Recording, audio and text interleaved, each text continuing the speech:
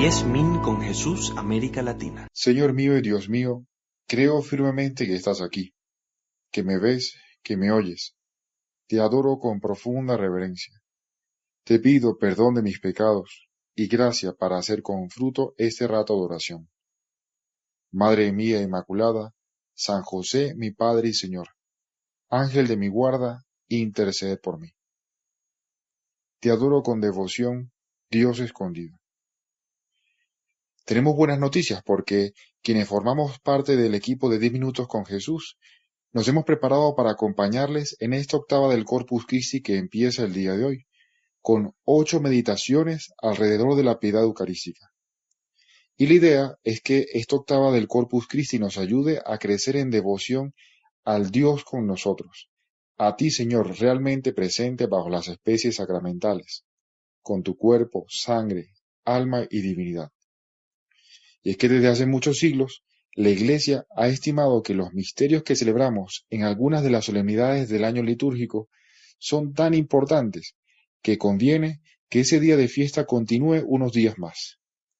Es como si la solemnidad no solo durase un día, sino que se extendiera a lo largo de toda una semana. Y así sucede, por ejemplo, con la octava del Corpus, con la de Pascua y, por supuesto, con la octava del Corpus Christi, que en tantos lugares tiene su inicio el día de hoy. Y por eso comenzamos esta primera meditación leyendo unas palabras del discurso en la sinagoga de Cafarnaúm, que se suele llamar el discurso del pan de vida. Y al leerlas, intuimos que el papel no es capaz de plasmar la fuerza con que tú, Señor, seguramente anunciaste a tus discípulos esta realidad. Y es que el término transubstanciación, que parece más bien un trabalenguas, aún no había llegado al lenguaje teológico, pero no hacía falta todavía porque estos hombres de Cafarnaúm entendieron, les quedó muy claro que no les estabas hablando en sentido metafórico cuando les dijiste: yo soy el pan de vida que ha bajado del cielo. Si alguno come este pan vivirá eternamente, y el que come mi carne y bebe mi sangre tiene vida eterna, y yo le resucitaré en el último día. Porque mi carne es verdadera comida y mi sangre es verdadera bebida. De hecho, fue tan fuerte, Señor, el modo en que lo dijiste, que desde ese momento muchos discípulos se escandalizaron, se echaron atrás, no quisieron seguirte. Pero estas palabras, que prometían que tu cuerpo sería el pan de vida, quedarían grabadas con fuerza en tus discípulos. Y afortunadamente, los que sí permanecieron contigo, Señor, pudieron escucharte hablar otras veces de esta promesa de quedarte con nosotros en la Eucaristía. Y aquello que prometiste en Cafarnaúm, lo llevaste a cabo en la última cena, porque allí ese mandato de hacer esto en conmemoración mía fue tan contundente que desde los principios, desde esos inicios de la Iglesia, los primeros cristianos se reunieron para celebrar la fracción del pan.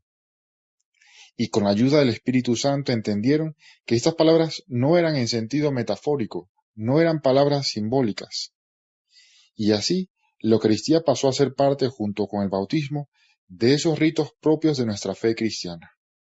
Desde el principio, la Iglesia nunca dudó de la presencia real de Cristo en el pan. Y ahora viene la pregunta del millón.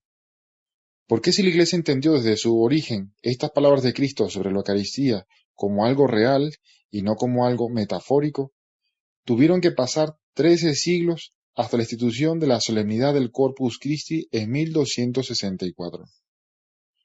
Bueno, por una parte, porque como suele suceder, la proclamación de los grandes dogmas suele venir después, por supuesto, de la realidad. No es que la Iglesia invente dogmas, la Iglesia lo que hace es que reconoce realidades que ya existen.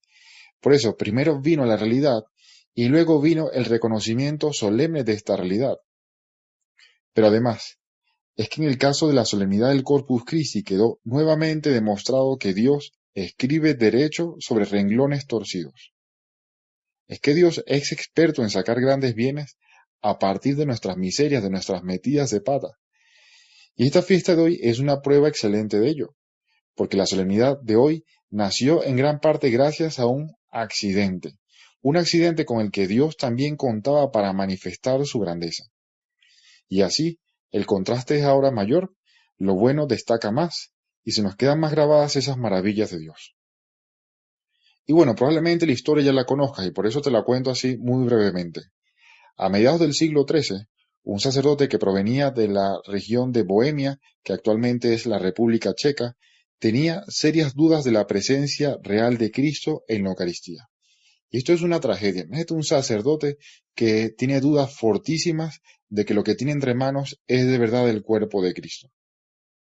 Pero bueno, como este sacerdote tenía rectitud de intención, acudió a Roma en peregrinación, una peregrinación larguísima, porque ir de República Checa a Roma ahora en avión puede ser, no sé, una hora, pero en aquella época era un proyecto, un trayecto. Pues resulta que cuando llega a Roma, pide sobre la tumba de San Pedro que Dios le conceda la gracia especial que le quite estas tentaciones.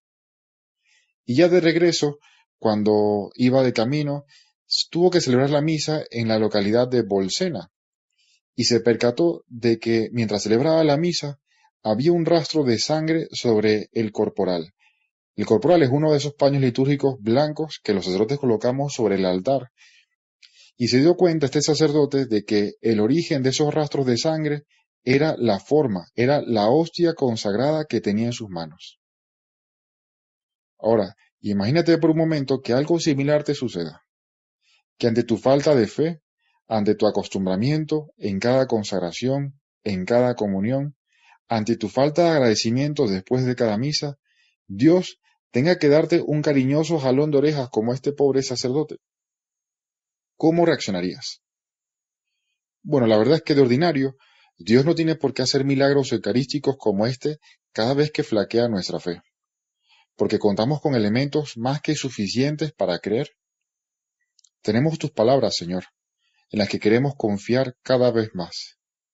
Tenemos la historia de tantos hermanos nuestros, santos, algunos no canonizados, que desde los inicios de la Iglesia han sido almas de Eucaristía, hasta el extremo incluso de tener que dar su vida por ella.